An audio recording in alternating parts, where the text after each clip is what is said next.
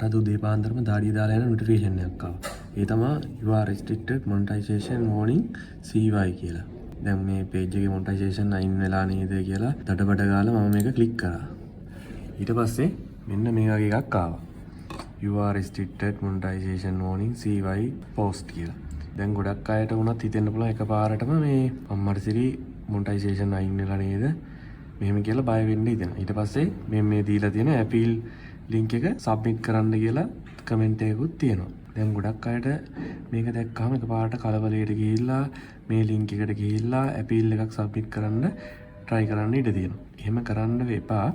ඉතින් ඒකට හේතුව මම කියන්නම්. දැන් බලන්න මේකේ මේ review-submit form information.search.sh කියලා තියෙනවා.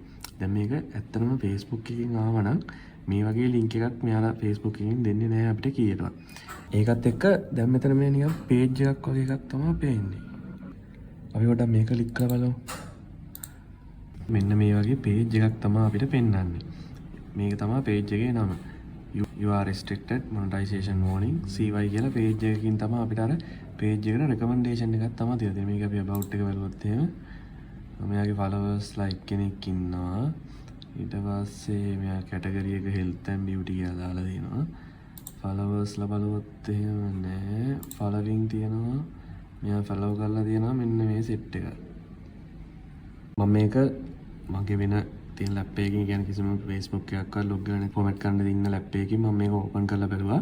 මේකේ ගියපුවාම තියෙන්නේ appeal එකක් submit කරන්න කියලා button එකක් එනවා. ඒ appeal එක ඒ button එක click කරාට පස්සේ ගෙලින්ම landing page එකක් එන්නේ Facebook එකේ. ඒ කියන්නේ තනිකර fake landing page එකක් එන්නේ. එතන ඔයාට ඔයාගේ username එකයි password එකයි ගහන්න දීලා log වෙන්න දෙනවා. එතකොට ගෙලින්ම ඔයාගේ login details මෙයාලා correct කරගන්නවා.